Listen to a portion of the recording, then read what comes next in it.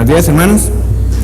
Continuamos hoy con la clase número 3 de la clase de la fe y el arrepentimiento.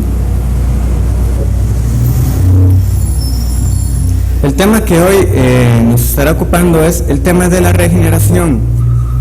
La semana pasada se estudió acerca del llamado eficaz y lo que hace la diferencia con respecto al llamado general.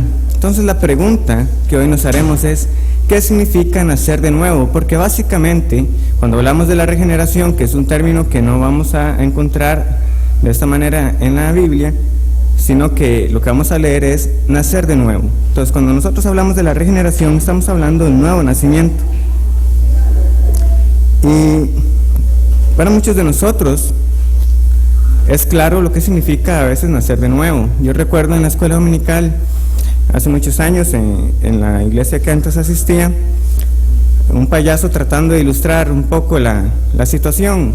Él decía: niños, tengo un problema, tengo algo que se llama pecado y ocupo limpiarlo.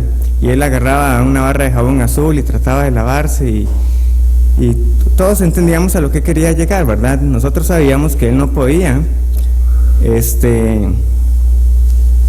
lavarse con jabón, que el pecado no se lavaba con cosas artificiales, sino que solamente era por creer en Jesucristo. Pero desde ahí nosotros notamos un problema en la enseñanza, que se estaba viendo que la regeneración y ese cambio que ocurría en el ser de uno era posterior al acto de creer. Nosotros nunca vamos a leer en las Escrituras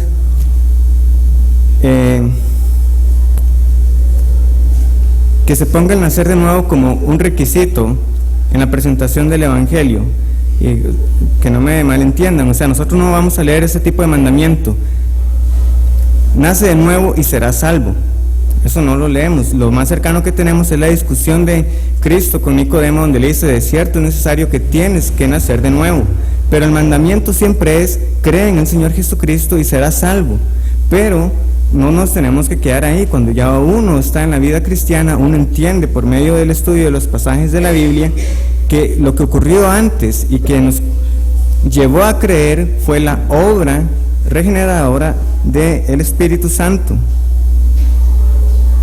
Y entonces resulta interesante que el pasaje más utilizado para esto, que es Juan capítulo 3, nos enseña claramente que la regeneración es el requisito primario.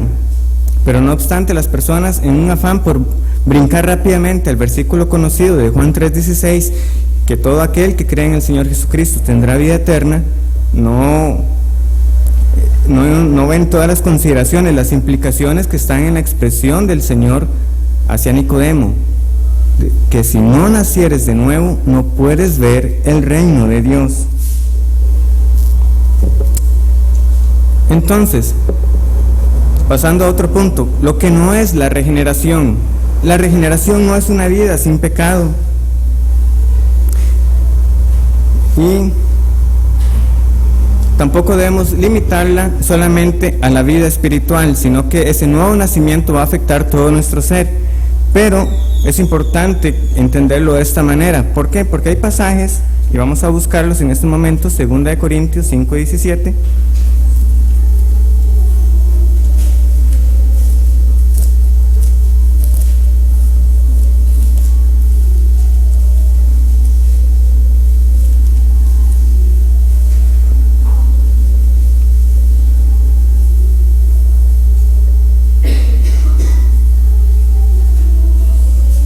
Segunda de Corintios 5:17 nos dice: de modo que si alguno está en Cristo, nueva criatura es. Las cosas viejas pasaron, he aquí, todas son hechas nuevas. Es todo el ser el que es cambiado. No solamente se limita al espíritu que llegó a la vida. Pero también tenemos un pasaje como 1 de Juan, capítulo 3, versículo 9, que lo podemos buscar, que puede prestarse a malas interpretaciones. 1 de Juan capítulo 3 versículo 9, y nos dice: todo aquel que es nacido de Dios no practica el pecado, porque la simiente de Dios permanece en él y no puede pecar porque es nacido de Dios. Entonces no debemos confundir el nuevo nacimiento con que en esta vida se puede llegar a la santificación perfecta, o de que nuestro cuerpo está libre de las secuelas del pecado. Es decir, nuevos cuerpos solo los tendremos en la glorificación, y la santificación, como es entendida bíblicamente, es algo progresivo, no es una meta que se puede alcanzar al 100% en esta vida. Y así como hay falsas corrientes que enseñan que uno ya no debe confesar los pecados porque Cristo ya pagó por todos ellos, obviando lo que precisamente Juan dice al inicio, que debemos confesar nuestros pecados, hay otros que dirán que entonces, vea, el que es nacido de Dios ya no va a practicar más el pecado, va a tener una vida santa al 100%, y eso no es correcto. Si bien somos nuevas criaturas en Cristo, también Pablo dice: ¿quién me librará a mí de este cuerpo de muerte? Que es la cita que tenemos ahí de Romanos 7:24. Sí, somos nacidos de nuevo, pero aún estamos bajo la maldición de este cuerpo no glorificado, y por tanto la lucha con el pecado continúa. Entonces, una definición de regeneración vamos a usar la que Grudem pone en su teología sistemática. Esta es la definición de Grudem. La regeneración es el acto secreto de Dios mediante el cual nos imparte una vida espiritual nueva. Es el acto secreto de Dios mediante el cual nos imparte una vida espiritual nueva. Como les dije, nuevamente el término que vamos a usar bíblicamente es el nuevo nacimiento, basados en Juan capítulo 3. Entonces, ¿qué es lo que hay que destacar en primer lugar con esta definición? El hecho de que es un acto secreto. Es decir, nosotros no vamos a decir: uy, vea, a esa persona la están regenerando, y todo el mundo expectante. Y ni que uno tampoco lo estaba notando: uy, Dios me está regenerando, y uno está sintiendo ahí una especie de experiencia mística. No es eso, es un acto secreto. Usted no sabe cuándo ocurre, ni necesariamente en usted, ni mucho menos en las otras personas. Esto no quiere decir que no haya evidencia de que una persona haya nacido de nuevo, pero las evidencias son posteriores. El acto como tal nos es oculto. La Biblia sí enseña que hay evidencias del nuevo nacimiento y que todos debemos estar atentos a ellas porque son parte del examen de la propia fe.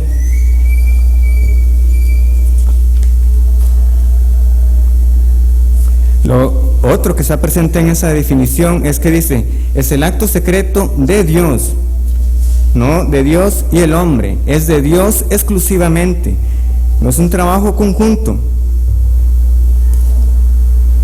Y esto debería ser claro, y digo debería, porque yo sé que muchos de ustedes, al igual que yo, por muchos años estuvimos en iglesias que no se hacía bien esta distinción, donde uno se ve como el agente que activa el cambio, como que por mi acto de creer, ahora soy cambiado. Pero, nuevamente, es por la gracia de Dios que uno entiende que la expresión misma de nuevo nacimiento ya debería implicar de que uno es pasivo en eso. Así como en el nacimiento físico, usted no decide cuándo nacer, porque muchos dirían: uy, me hubiera gustado nacer en tal otra fecha, para haber nacido, no sé, el nacimiento ahí de algún actor famoso, alguna fecha importante, pero no, usted no tuvo potestad sobre eso, simplemente nació. Y aunque usted lo diga en forma activa, uno diga: yo nací el 25 de marzo, ya nací el 28 de julio, todo el mundo entiende por esa expresión, no, fue que usted nació, no que usted decidió nacer. Y asimismo, la Biblia lo hace aún más claro. Si ya el verbo nacer y la expresión nuevo nacimiento es pasivo, nosotros vamos a leer en los pasajes que ahorita veremos: nos hizo renacer, nos hizo nacer, o sea, aún más pasivo, enfocando y machacando la idea de que, un momento, usted no tuvo nada que ver con esto, es un acto de Dios solamente.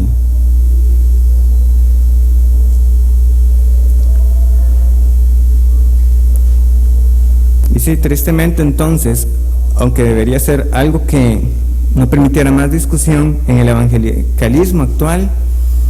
No es así como es presentado. Muy bien, algunos pasajes. Vamos a Juan capítulo 1.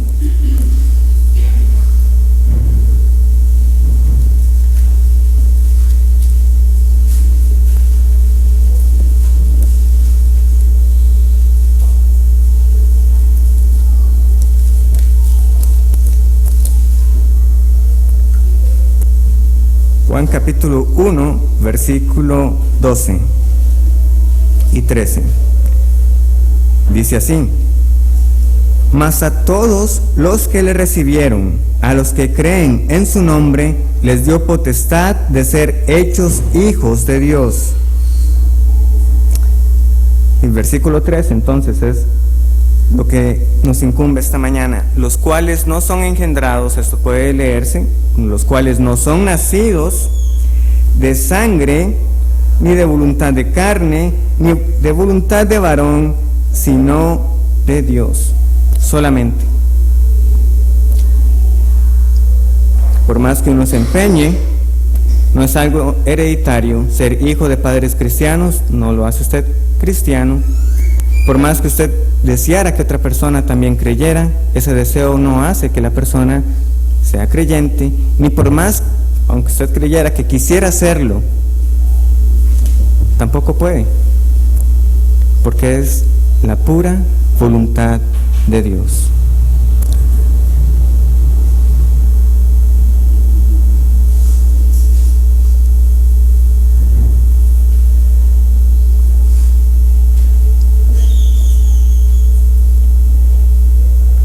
Muy bien, Santiago 1.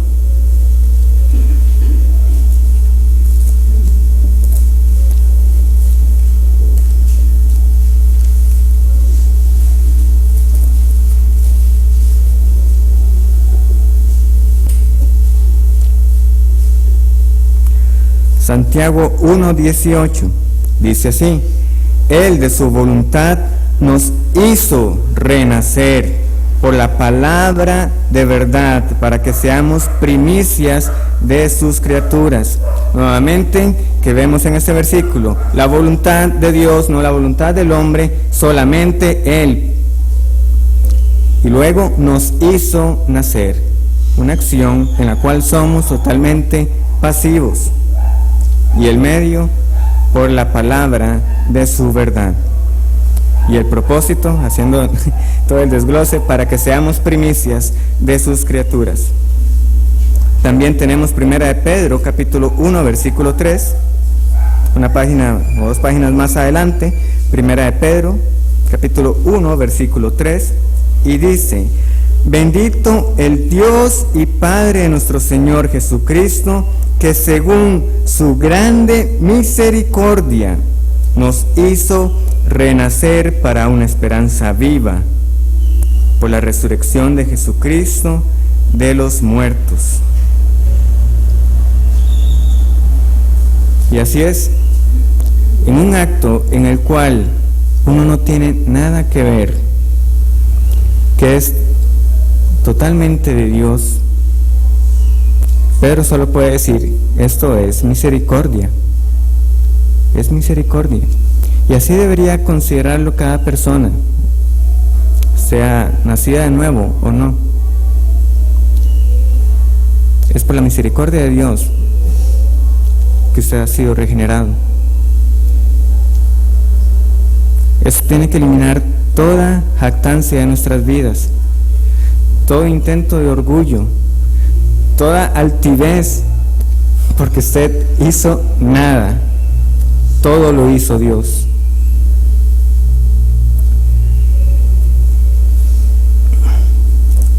Volvamos a Juan capítulo 3, que es quizás en el Nuevo Testamento y probablemente en la Biblia la discusión más clara en torno a este tema.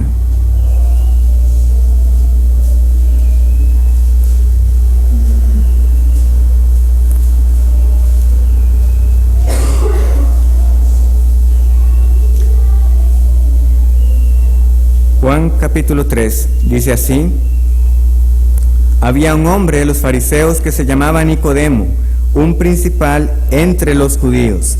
Este vino a Jesús de noche y le dijo: Rabí, sabemos que has venido de Dios como maestro, porque nadie puede hacer esas señales que tú haces, si no está Dios con él.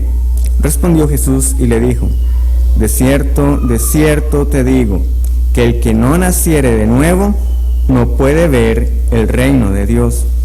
Nicodemo le dijo: ¿cómo puede un hombre nacer siendo viejo? ¿Puede acaso entrar por segunda vez en el vientre de su madre y nacer? Respondió Jesús: de cierto te digo, que el que no naciere de agua y del Espíritu no puede entrar en el reino de Dios. Lo que es nacido de la carne, carne es, y lo que es nacido del Espíritu, Espíritu es. No te maravilles de que te dije: os es necesario nacer de nuevo. El viento sopla de donde quiere y oye su sonido, mas ni sabes de dónde viene ni a dónde va. Así es todo aquel que es nacido del Espíritu. ¿Qué está pasando acá? Nuevamente el versículo 8 nos demuestra a nosotros el carácter secreto de la regeneración. Usted es como el viento, usted no sabe a dónde va ni a dónde viene, nada más está soplando. Y así es todo aquel que es nacido del Espíritu, es un acto secreto. Pero lo más importante es que Nicodemo reconoce en la conversación de que es algo que él no puede hacer. Nuevamente hay que concederle un poco de sentido a este hombre, era un principal entre la ley. Nicodemo no estaba hablando de literalmente él volver al vientre de su madre. Era que lo que Cristo estaba expresando, un momento, eso que me está diciendo usted, yo no lo puedo hacer. Así como un hombre viejo no puede volver al vientre de su mamá, ¿cómo me está pidiendo usted que nazca yo de nuevo? Y Cristo entonces le dice a Nicodemo: Nicodemo, usted siendo maestro de la ley, ¿no entiende esto?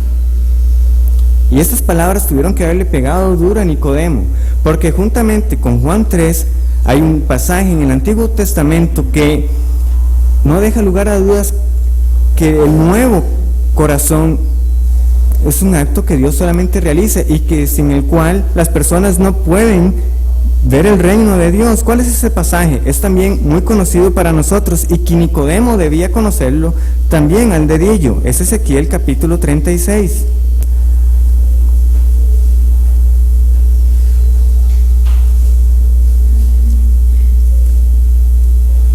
Y son pasajes que debemos nosotros manejar siempre. Cuando venga a nuestra mente nuevo nacimiento, Juan 3, Ezequiel 36, Juan 3, Ezequiel 36. Además de todos los que están ahí puestos, pero ninguno son tan claros y extensos como estos dos. Vamos a leer a partir del versículo 21, Ezequiel 36, versículo 21. Pero he tenido dolor al ver mi santo nombre profanado por la casa de Israel entre las naciones a donde fueron. Por tanto, di a la casa de Israel: así ha dicho Jehová el Señor, no lo hago por vosotros, oh casa de Israel, sino por causa de mi santo nombre, el cual profanasteis vosotros entre las naciones a donde habéis llegado. Y santificaré mi grande nombre, profanado entre las naciones, el cual profanasteis vosotros en medio de ellas. Y sabrán las naciones que yo soy Jehová, dice Jehová el Señor, cuando sea santificado en vosotros delante de sus ojos. Y yo os tomaré de las naciones y os recogeré de todas las tierras, y yo os traeré a vuestro país. Yo esparciré sobre vosotros agua limpia, y seréis limpiados de todas vuestras inmundicias, y de todos vuestros ídolos os limpiaré. Yo os daré corazón nuevo,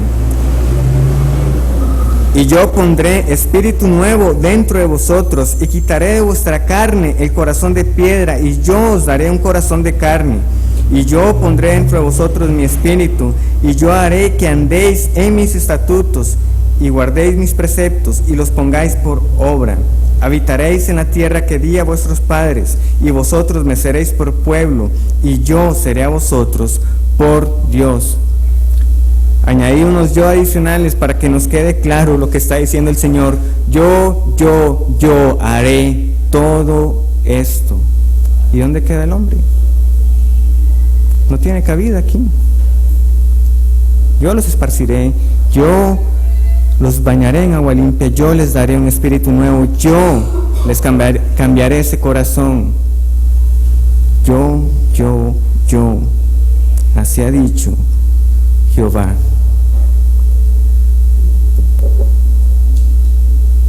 Entonces viene una pregunta. ¿Cuál miembro de la Trinidad es el encargado de la regeneración? La respuesta ya debería ser clara por los pasajes que hemos leído. ¿Quién se anima?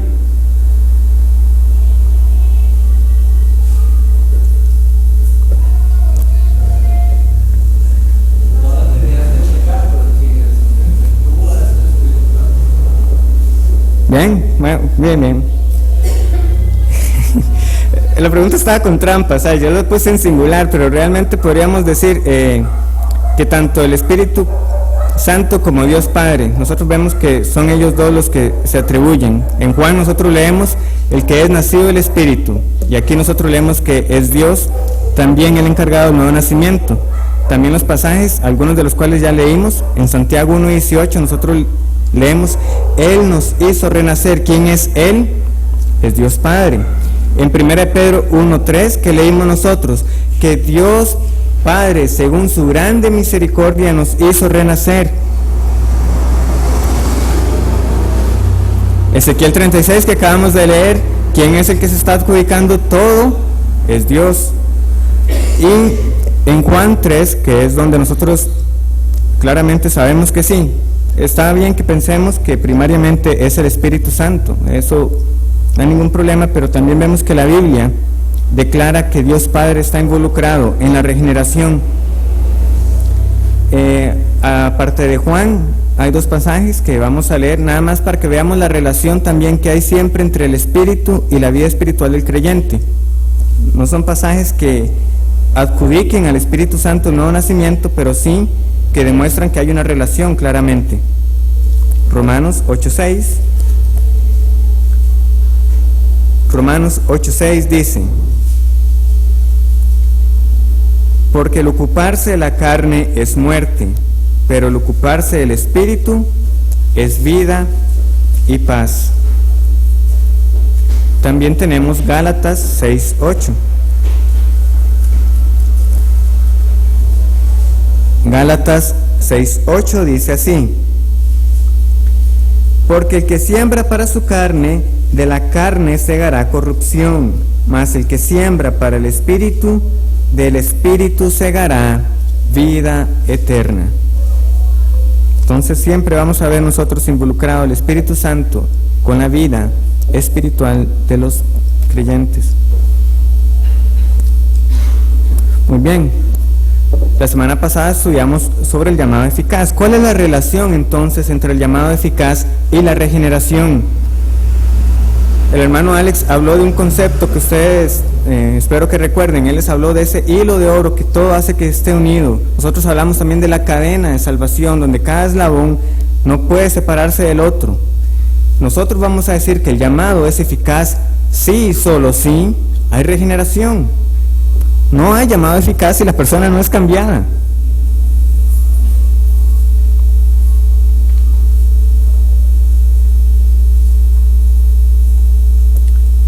Y esto entonces nos lleva a otro tema de discusión, y que es lo que marca una gran diferencia con otros sistemas de teología y de pensamiento, y es el concepto de la gracia previniente. Muy bien.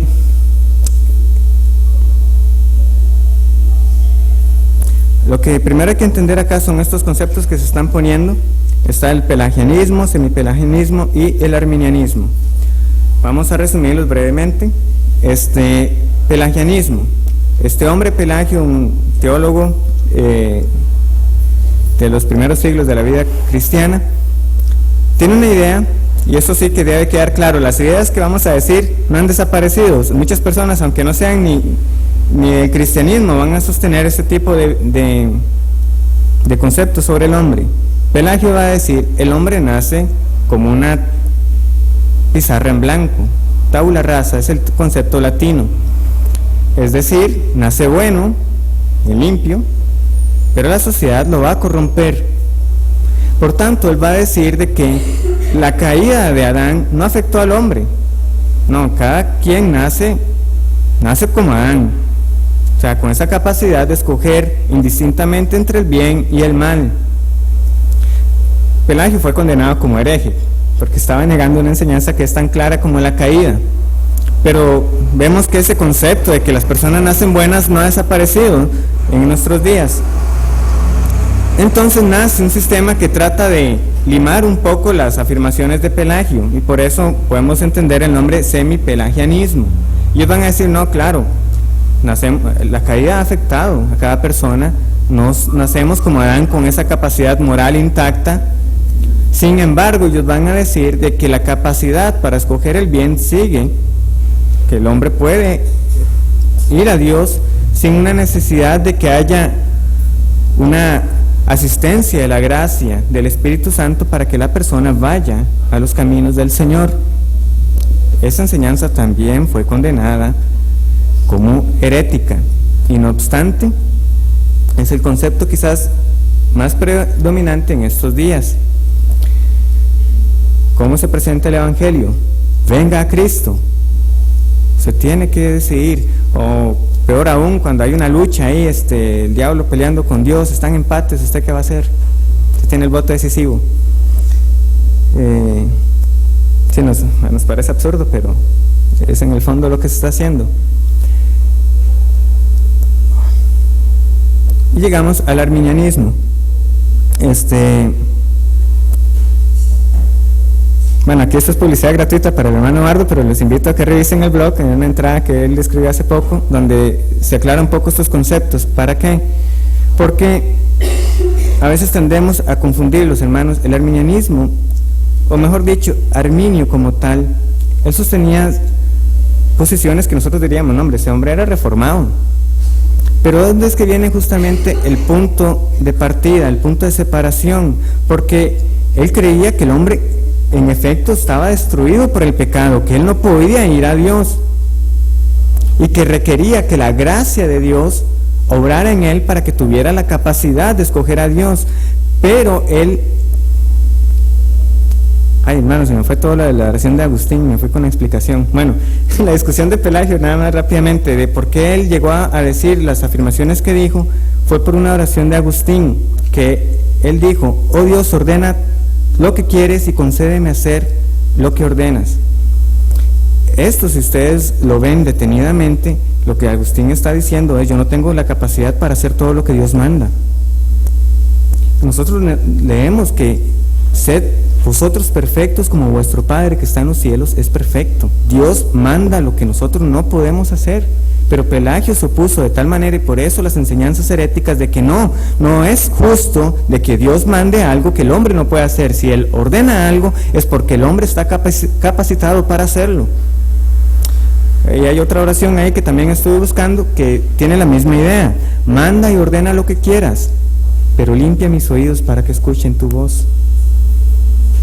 Pero entonces Arminio viene e introduce el concepto de la gracia previniente, o una forma de decirlo en español, gracia precedente, de antes, venio, de venir, de llegar, es decir, la gracia que antecede a la salvación. Pero ¿cuál es la gran diferencia con el concepto de regeneración que nosotros estamos estudiando?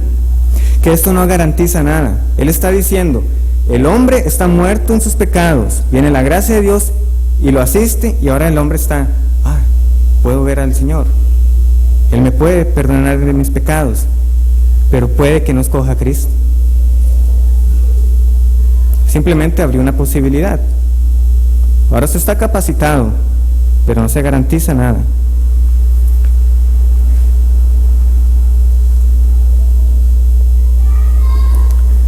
Hermanos, Dios no deja trabajos a medias. El cambio que Él hace es 100% efectivo, de tal manera que cada persona que ha sido limpiada por el Espíritu Santo, que ha sido dado un nuevo corazón, irremediablemente creerá.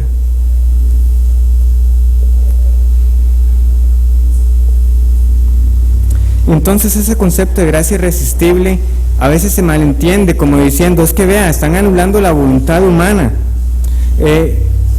Somos como títeres ahí, entonces si no podemos participar. Hermanos, estamos diciendo que en la regeneración nosotros somos totalmente pasivos, pero sí, en el creer somos activos, pero eso no está en nosotros en ninguna manera anulando nuestra voluntad. ¿Cómo es que nuestra voluntad sigue siendo preservada? Bueno, hay unas ilustraciones que voy a compartir. Una está en el libro de Piper, pero la memoria me falló para saber si era que él estaba citando a C.S. Lewis o la ilustración era propia de él, pero ustedes ya la han escuchado. De aquel niño que está jugando con barro, que ahí está, y juega con barro porque no sabe lo que es hacer castillos en la arena. No sabe que hay un mar ahí que lo espera con esa arena para que juegue con ella, y tiene que conformarse con jugando con lodo. O como uno que no puede ver y tiene que conformarse comiendo un plato de comida que tal vez a uno no le agrade, un arroz mal cocinado, sin sal, una sopa de mondongo, no sé, algo ahí bien que a usted no le guste, y no sabe que a la par tiene un tres leches que sabe a gloria, pero usted no lo puede ver porque no ha sido cambiado para ello. Así como nosotros ponemos esos ejemplos también de los animales, de que un buitre va a ir a la carroña, porque eso es lo que come, aunque tenga ahí ensaladita, tomate, pepino, entonces no lo va a comer. ¿Cómo? Sí, ocupa un cambio de naturaleza, hermanos.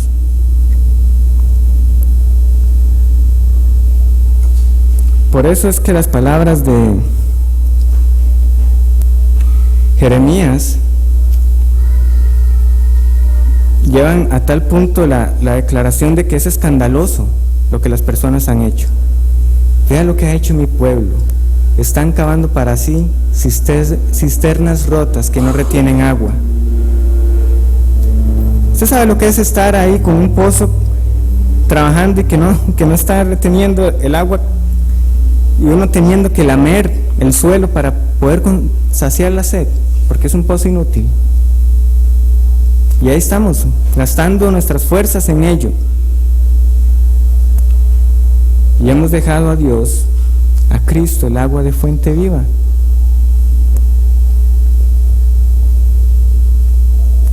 Pero cuando el cambio de corazón es hecho, usted aprecia a Cristo como lo que Él es. Hermanos, ¿cuál fue la reacción del ciego de nacimiento? ¿Quién es, Señor? ¿Quién es para que crea en Él? Él estaba anhelando saber quién era el Señor. ¿Cuál fue la reacción del carcelero cuando vio el testimonio de Pablo? ¿Qué tengo que hacer para ser salvo? ¿Qué tengo que hacer?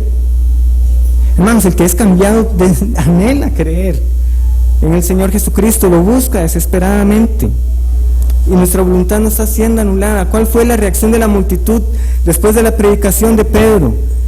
¿Qué haremos? ¿Qué haremos? Y cuando el cambio sucede, la persona va a buscar a Cristo. Seguimos siendo activos en ese sentido para ir y creer en el Señor, pero en la regeneración no tenemos nada que ver.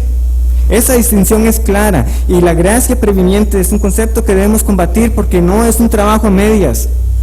Lo que el Señor hace se cumple al 100%. No hay tal cosa como que alguien haya sido cambiado y que se pierda.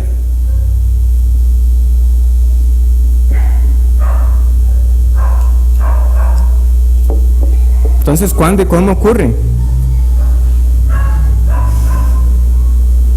El cuándo ya hemos enfatizado por mucho, ¿verdad?, de que anteceda la fe. Y el cómo ya hemos dicho que es un acto secreto. Nosotros simplemente veremos las evidencias posteriores, pero cómo es en sí la obra de la regeneración sigue siendo misterioso para nosotros. Pero sí hay que diferenciar en el hecho de que la regeneración es un acto instantáneo, de una sola vez. O sea, sucedió. Es eso de que la persona estaba muerta y de un momento a otro está viva para el Señor. Sucedió. No hay tal cosa como regeneración continua, o que usted se muere y vuelve a vivir. No, una vez regenerado, una vez vivo para siempre para el Señor. Entonces, lo más cercano que nosotros tenemos en este momento de la salvación es quizás lo que nosotros leemos en Hechos 16:14, también un pasaje conocido, pero que lo vamos a repasar para que veamos cómo es descrita la regeneración.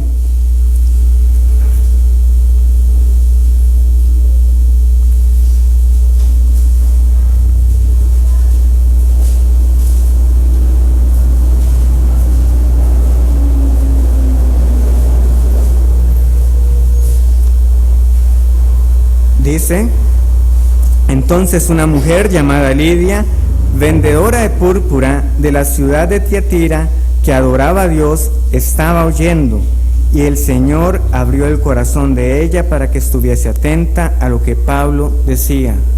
Es decir, conforme ella escuchaba la predicación, en ese momento, en un momento determinado, su corazón fue abierto. Luego ella va a creer, pero entonces fue durante la predicación.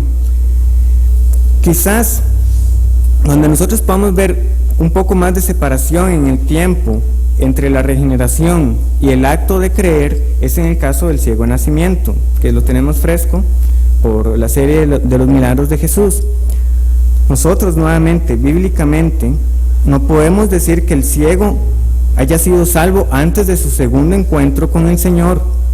Sin embargo, nosotros vimos ciertas evidencias de que un cambio había ocurrido en él. Nosotros vimos cómo él pudo sostener una discusión, y no solo sostenerla, dejar sin argumentos a los fariseos, doctores de la ley, diciendo: no, si alguien es de Dios no podría hacer las señales que este hombre ha hecho. Y nunca se ha escuchado de alguien que haya abierto los ojos a un ciego de nacimiento. Si este no viniera de Dios, no podría hacer tal cosa. Y no tuvieron más remedio que expulsarlo de la sinagoga, porque ya no podían rebatirle. Es decir, su conocimiento y su entendimiento con respecto a la persona de Cristo había cambiado. No obstante, no había creído para salvación. Eso sucede hasta después. Él no sabía que Cristo era el Mesías. Él estaba anhelando saber quién era el Mesías, que era muy distinto. Es decir, hermanos, ya un cambio había ocurrido en ese hombre. Pero hasta que Cristo le dice: ¿crees? Sí, ¿quién es, Señor? ¿Quién es para que crea en Él? Ese hombre ya había sido cambiado. Pero es quizás un caso bíblico en el que podamos ver entonces una separación mayor entre ese momento del cambio y cuando la persona cree. Por lo general, ¿cuál es la evidencia que nosotros tenemos para saber que hemos nacido de nuevo? La primera evidencia que nosotros vamos a tener, hermanos, es el momento en que nosotros creímos. Es así. Cuando usted dice, pero que diferenciemos esto, no es que usted se acuerde del día que hizo la decisión, solamente acordarse que fue, no sé, un 7 de septiembre de 1994. Es porque creyó usted ese día. Fue como el carcelero, fue como el ciego, fue como la multitud que estaba anhelando saber qué había que hacer para ser salvo de su maldad y su pecado. ¿O fue simplemente algo del momento emocional y que hasta el día de hoy de eso ya no queda nada? Es la primera evidencia que usted puede tener, el día que creyó, pero recuerde bien por qué creyó y vea su vida si es que hay efectos de ese creer. No sabemos el momento exacto de nuestra regeneración, pero usted puede saber si es regenerado, porque hay efectos de la regeneración. Si hay un libro que nosotros podemos estudiar para entender las consecuencias y el comportamiento y las características del nuevo nacido, del Hijo de Dios, es la epístola de Primera de Juan. Todos los versos que ustedes ven ahí son de Primera de Juan. Entonces los invito a que estudien Primera de Juan para que vean las características, o usemos el término que está popular, las marcas de un nacido de Dios. Entonces, ¿cuál es la primera? No practica el pecado. Eso ya lo leímos al inicio. Primera de Juan.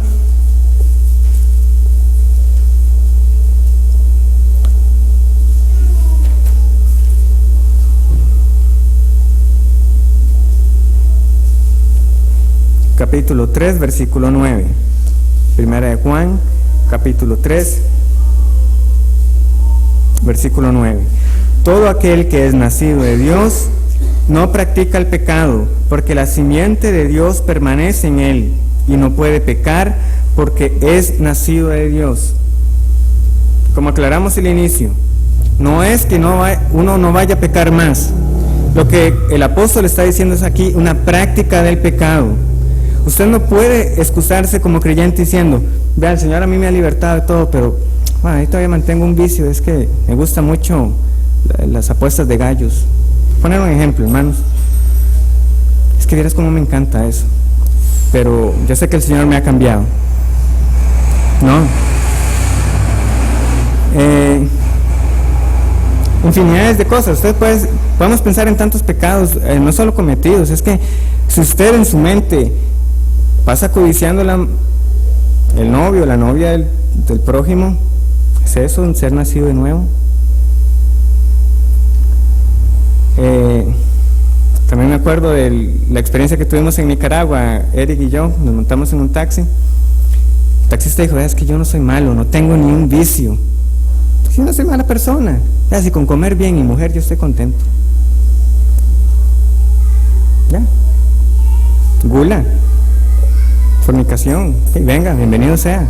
No soy malo, no le estoy haciendo mal a nadie. ¿Es eso la seña de alguien que ha nacido de Dios que no practica el pecado?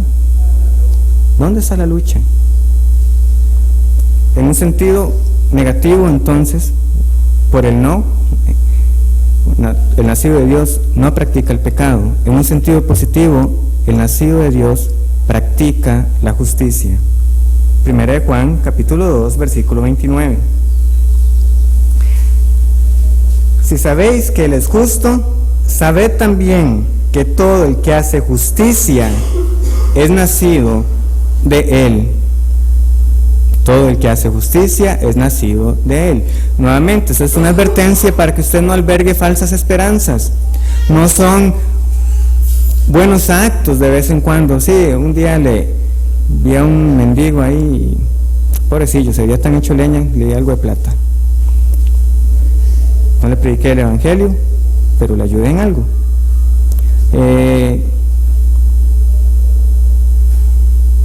No sé, hermano, es que son tantas cosas que uno simplemente alberga la confianza en esos actos buenos que llama la gente aislados.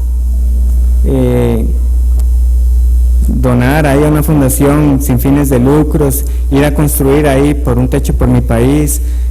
O sea, cuestiones aisladas que simplemente son como para aliviar la conciencia de la persona y sentir de que él no es tan malo como dicen que los creyentes o los cristianos que somos. No, ya, nosotros hacemos cosas buenas también. Y así mismo, si usted piensa que es hijo de Dios y está poniendo su confianza solamente en esos hechos aislados, usted está nuevamente perdiendo el enfoque. Nuestra confianza siempre tiene que estar en Cristo, es Él el que nos libertó del pecado. Las buenas obras son evidencia, simplemente. Pero de nuevo, es una práctica, es un hábito. Hay un hábito de lucha contra el pecado y hay un hábito en hacer el bien. Tenemos también como característica un amor genuino como el de Cristo. Primera de Juan, capítulo 4, versículo 17. Primera de Juan, capítulo 4, versículo 17. Dice, en esto se ha perfeccionado el amor en nosotros, para que tengamos confianza en el día del juicio.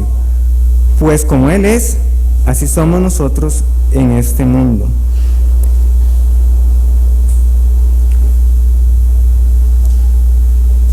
Muy bien. También tenemos la característica de que vence al mundo. Primera de Juan, capítulo 5, versículo 3 y 4. Dice, pues este es el amor a Dios, que guardemos sus mandamientos, y sus mandamientos no son gravosos. Porque todo lo que es nacido de Dios vence al mundo, y esta es la victoria que ha vencido al mundo, nuestra fe. ¿Quién es el que vence el mundo? Sino el que cree que Jesús es el Hijo de Dios. Hermanos, ¿qué es vencer al mundo? Pues Juan ya también nos ha hablado de lo que es el mundo. No es que vamos a ir a derribar las autoridades, de que vamos a ir a establecer un gobierno cristiano. No, vencer al mundo es luchar contra los deseos del mundo. Primera de Juan, capítulo 2, versículo 15 nos dice: no améis al mundo, ni las cosas que están en el mundo. Si alguno ama al mundo, el amor del Padre no está en él. Entonces veamos la conexión con la marca anterior. El que es nacido de Dios tiene un amor como el de Cristo. Por tanto, usted no puede amar al mundo. O tiene el amor del Padre en sí mismo, o no lo tiene. Si usted lo tiene, no ama al mundo. Si usted está amando al mundo, no tiene que engañarse creyendo que el amor del Padre está en usted. Y notemos también la relación entre este nuevo nacimiento y vencer el mundo con nuestra fe. ¿Qué dice el versículo 4, el capítulo 5? Y esta es la victoria que ha vencido al mundo, nuestra fe. Y leamos lo que sigue. ¿Quién es el que vence al mundo sino el que cree que Jesús es el Hijo de Dios? ¿Qué es fe? Creer que Jesús es el Hijo de Dios. Si la fe vence el mundo y el que cree en el Hijo de Dios vence el mundo, pues fe, tenemos una definición, es aquel creer que Cristo es el Hijo de Dios. Esto lo vamos a estar estudiando más adelante, porque Juan también va a tocar aspectos importantes en cuanto al conocimiento de la persona del Señor. Si alguno confiesa que Cristo no ha venido en carne, que no ha nacido físicamente en este mundo, el tal no proviene de Dios. Finalmente, hermanos, tenemos en esta carta de Juan el versículo 18 del capítulo 5. El versículo 18 del capítulo 5 dice: sabemos que todo aquel que ha nacido de Dios no practica el pecado, pues aquel que fue engendrado por Dios le guarda y el maligno no le toca. Es decir, cuando usted ha nacido de nuevo, usted está protegido por Dios mismo contra los ataques del maligno. Usted sabe que tiene entonces esa certeza de que mayor es el que está en nosotros que el que está en el mundo, como dice Juan también en su epístola. Y todo esto nos lleva a nosotros al resumen de que el que ama a Dios, de que el que es nacido de Dios, va a luchar entonces contra el mundo, contra las acechanzas del enemigo y contra su propia carne. Hay evidencias de la regeneración. Es interesante, hermanos, también entonces, que hay ciertas cosas que no son evidencia de la regeneración. Nuevamente volviendo al pasaje conocido de aquellas personas que se presentan ante el Señor y le dicen: pero Señor, ¿no profetizamos en tu nombre no echamos fuera demonios, no hicimos milagros? Hermanos, los milagros no son evidencia de la regeneración. Actividades en la iglesia, profetizar, predicar, no son evidencias de la regeneración. Echar fuera demonios no es evidencia de regeneración.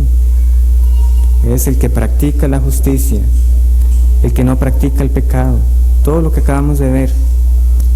Asegúrese usted de que está poniendo su confianza en el lugar indicado, porque esa es la conclusión para la clase hoy, para que apliquemos a nuestras vidas. ¿Ha nacido usted de nuevo?